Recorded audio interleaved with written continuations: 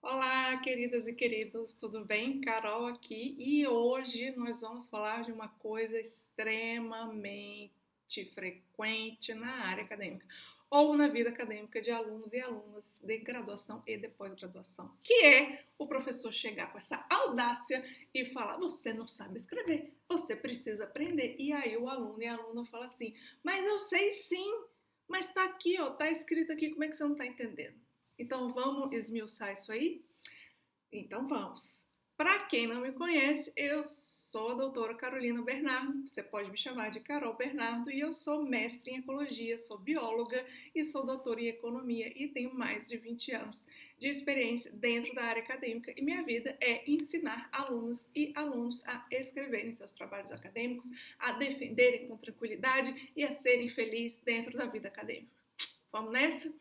Então é o seguinte, coisas que acontecem muito, porque eu sei, já fui professora, já estive de um lado, já estive do outro, e sempre acontece com muita repetição, é o aluno achar que sabe escrever e o orientador, o professor, falar que ele não sabe escrever. E aí eu vou falar que os dois têm razão. Carol, como assim os dois têm razão? Tem razão, gente. O aluno sim sabe escrever, só que ele não sabe escrever dentro da metodologia acadêmica. E o orientador fala que o aluno não sabe escrever, não é que ele não sabe escrever qualquer coisa. Sim, ele sabe escrever, ele pode contar histórias, o que é maravilhoso, só que nós temos um padrão dentro da área acadêmica.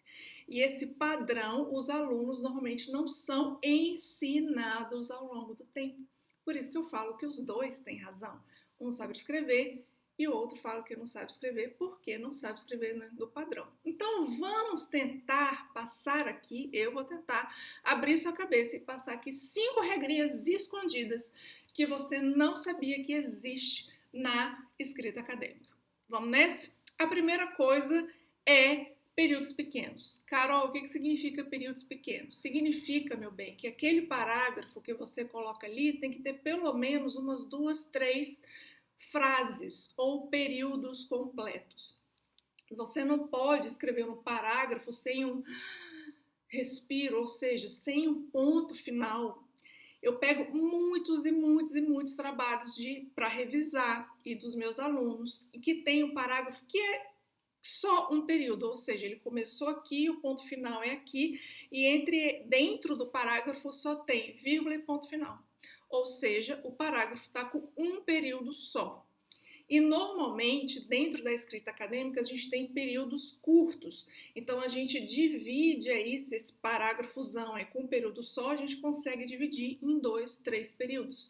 Então respeite a pausa, coloque pausas, vê se no lugar que você colocou vírgula ou ponto e vírgula, não dá para colocar um ponto final.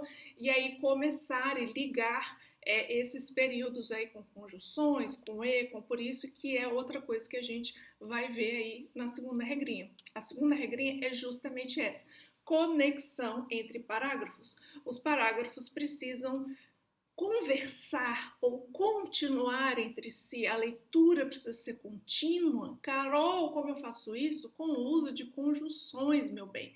As conjunções estão aí justamente para a gente juntar parágrafos, juntar até períodos, né, e fazer com que tenha uma continuidade, que tenha uma coesão, que tenha uma coerência bonita ali, uma conversa entre os parágrafos. Então, assim, você não pode começar: as galinhas fizeram tal coisa, hoje elas voaram e depois comeram seu milho. Os frangos, não. Aí passa o parágrafo: os frangos fizeram tal coisa. Não, você pode falar assim: já os frangos, ou seja, dá uma continuidade. Eu acabei de ler uma coisa e continuo lendo outra, então dá uma continuidade. Pô, tô falando de galinhas, agora eu vou falar dos frangos. Então eu vou falar: já os frangos, eles dormiram primeiro, cocoricaram e depois lá fizeram suas necessidades. E por último, eles comeram seu milho. Entende? Então, assim, a gente precisa conectar. Então, como que a gente faz conexões entre parágrafos? Com conjunções.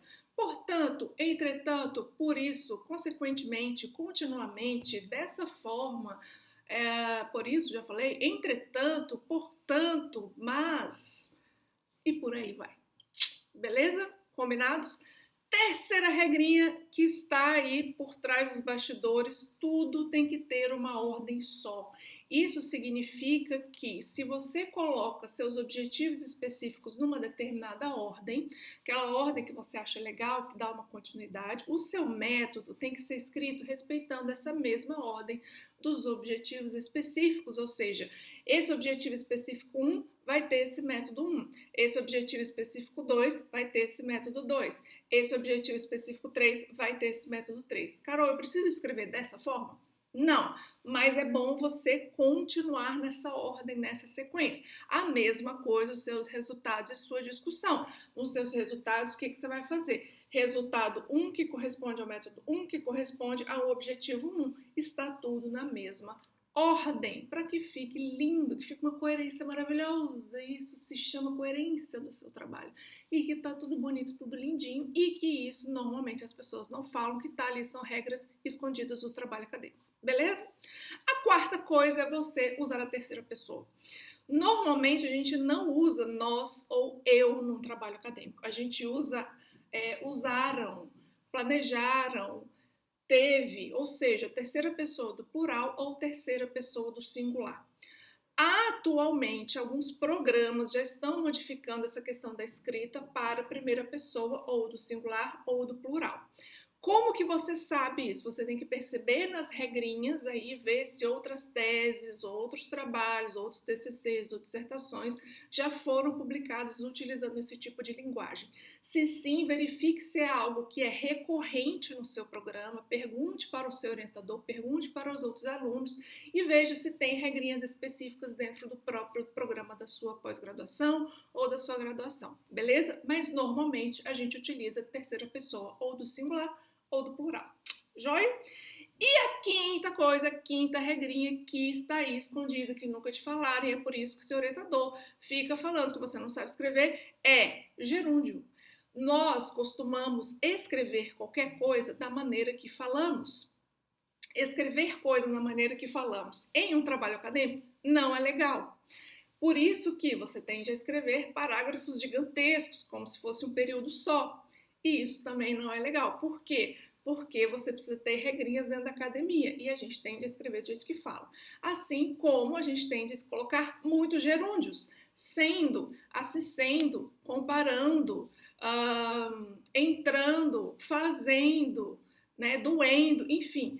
Então, o que a gente tem que fazer com esses gerúndios? A gente tem tirar completamente do seu trabalho acadêmico. E como que a gente tira isso do seu trabalho acadêmico? A gente transforma em outra coisa, fazendo a fazer, doando, estava a doar, ou ver outras continuações que podem ser colocadas dentro do seu texto. Mas uma coisa é certa, tire o seu gerúndio. Se você conseguir tirar o seu gerúndio do seu trabalho, já é 50% do caminho andado aí para você ter uma boa escrita acadêmica. Pense como se você estivesse em Portugal. Para quem não sabe, eu moro em Portugal há quase 2 anos e aqui eles quase não falam gerúndio. E eu falo, gente, esse povo já nasceu aí falando como se fosse uma escrita acadêmica. E é verdade, porque você fala, estavam a fazer, estavam a assistir, estavam a ver. Então, use mais o infinitivo dos verbos do que o gerúndio no seu trabalho acadêmico. Pense como português, escreva como se você estivesse falando no português de Portugal, não é verdade? Beleza? Eu espero que vocês tenham gostado. Me conta aqui se vocês já sabiam dessas regras ocultas ou se você já recebeu um clássico ou você não sabe escrever do seu orientador e vamos conversar. E para quem está na pós-graduação ou quer entrar na pós-graduação, eu tenho um e-book gratuito disponível para você, que o link está aqui embaixo, né, na descrição do vídeo. Você pode acessar gratuitamente sobre coisas que nunca te contaram sobre a pós-graduação. Então, baixe esse livro e você vai ver 4 sessões nesse livro. 1 é sobre você, sobre o aluno. 2 é saúde mental, que às vezes a gente não pensa, mas é a coisa mais importante que você pode fazer por você mesmo. 3 é sobre o orientador e 4 é sobre a escrita ou o projeto acadêmico. Então, baixe seu e-book, leia e passe para as pessoas que estão passando por perrengues e que também precisam aí escutar algumas coisas legais e algumas verdades também, beleza? Se você gostou, dá um joinha, compartilha esse vídeo, clica no sininho para você sempre receber notificações quando eu colocar um novo vídeo por aqui e nos vemos no próximo vídeo. Um beijo e até!